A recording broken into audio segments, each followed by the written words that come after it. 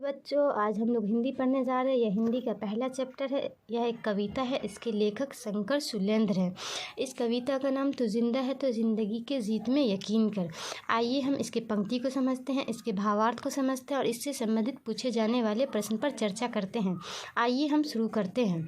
तू जिंदा है तो जिंदगी के जीत में यकीन कर, अगर कहीं है स्वर्ग तो उतार ला ज़मीन पर। कवि यह कहना चाहता है कि अगर आप जिंदा है, अगर आपका ज़मीर ज़िंदा है, अगर आप समझदार है, अगर आपको अपने टैलेंट और प्रतिभा पे यकीन है तो यकीन कीजिए, ज़िंदगी की जीत में यकीन कीजिए। अगर कहीं है स्वर्ग तो स्वर्ग क्या होता है? स्वर्ग में इंसान खुश रहता है, सारी फैसिलिटी होती है।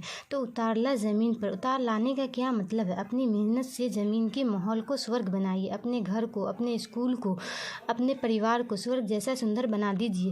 पहली पंक्ति में कवि यह कहता है, ये गम के ओर 4 दिन, सितम की ओर 4 दिन। ये दिन भी जाएंगे गुजर, गुजर गए 1000 दिन। कभी तो होगी इस चमन पर भी बहार की नज़र। कवि यह कहता है गम के 4 दिन हैं, सितम के 4 दिन हैं। जो बच्चे पढ़ते हैं, संघर्ष करते हैं और लोग भी संघर्ष करते हैं, उनके गम के 4 दिन हैं, सितम के 4 दिन हैं और उनके गम के कितने कितने 1000 दिन गुजर गए हैं और ये भी दिन गुजर जाएंगे। तकलीफ़ के दिन जो है चल रहे हैं वो गुजर जाएंगे। कभी तो होगी। कवि कह रहा है जो हम संघर्ष कर रहे हैं, जो हम मेहनत कर रहे हैं, पढ़ाई लिखाई कर रहे हैं, डॉक्टर इंजीनियर बन रहे हैं, तो इसका नतीजा कभी ना कभी तो हमें मिलेगा। इस चमन पे बहार आकर रहेगी। बहार आने का क्या मतलब है? बहार आने का मतलब है इसका फल हमें कभी ना कभी तो ज़रूर मिलेगा और हम अपने मेहनत से संघर्ष के स्वर्ग को ज़मीन पर उतार लाएंगे। फिर कवि कहता है, सुबह और शाम के रंगे हुए गगन को चूम कर, तो सुन ज़मीन गा रही है कब से झूम झूम कर। तो आ मेरा सिंगार कर, तो आ मुझे हसीन कर।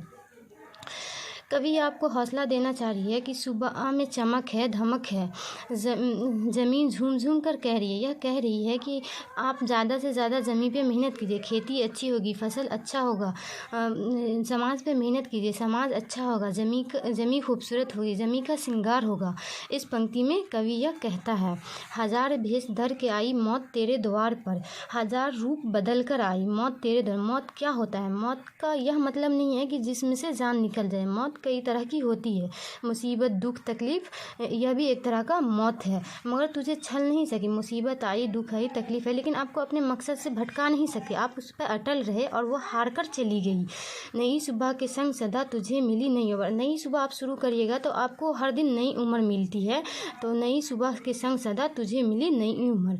अगर कहीं है स्वर्ग तो उतार ला ज़मीन पर। कवि यह बार बार कह रहा है कि अगर कहीं भी स्वर्ग है तो आप अपनी मेहनत से, अपने कर्म से इसे ज़मीन पर उतार कर लाइए। वो को मंजिलों का इंतज़ार है। ये कारवा क्या होता है? कारवा में मतलब जो चल रहा है, जैसे हम 10th में पढ़ रहे हैं, 12th में पढ़ रहे हैं, तो हमारा मकसद है डॉक्टर बनना, इंजीनियर, यह एक कारवा है। तो इसका मंजिलों का इंतज़ार है। कह रहा है 1000 तरह की आंधी आए, तूफ़ान आए, बिजलियाँ आए, कोई भी कष्ट आए, मुसीबत आए, किसी भी तरह की, लेकिन हमको अपने मकसद से कदम नहीं हटाना है। हम मकसद को वो पूरा करके रहेंगे। इस पंक्ति का यही भावार्थ है। ज़मीं के पेट में पली अगन, पले हैं जल जले, टिके न टिक सकेंगे भूख रोग के स्वराज्य, मुसीबतों के सर कुचल चलेंगे एक साथ हम। कवि यह कह रहा है जो मुसीबत है, भूख है, लोग गरीब है, कह रहा है इस गरीबी की मुसीबत में अपने मकसद को नहीं छोड़ देंगे। हम अपना हक लेकर रहेंगे, हम आज़ादी लेकर रहेंगे, हम स्वर्ग को ज़मीन पर उतार कर रहेंगे। बुरी है आग पेट की, बुरे हैं दिल के दाग, ये न दब सकेंगे एक दिन, बनेंगे इनकलाबी, गिरेंगे जुल्म के महल, बनेंगे फिर नवीन घर। अंग्रेज़ों ने जो हम पर जुल्म किया, ज़मींदारों ने जुल्म किया, हमारी गरीबी के ज़िम्मेदार है। जुल्म की दीवार को गिरा कर रहेंगे, हम नया माहौल बनाएंगे, एक इनकलाब लाएंगे और अपने टैलेंट और प्रतिभा का प्रयोग करेंगे।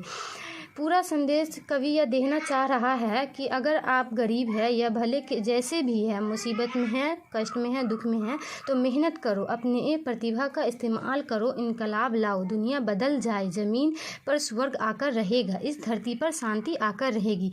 कवि आपको यही संदेश देना चाहती है। अगर आपको इससे संबंधित कोई भी क्वेश्चन पूछे तो आप बना सकते हैं। इससे संबंधित यही पूछ सकता है कि आप इसका सारांश लिखिए, तो आप इसका सारांश आसानी से लिख सकते हैं।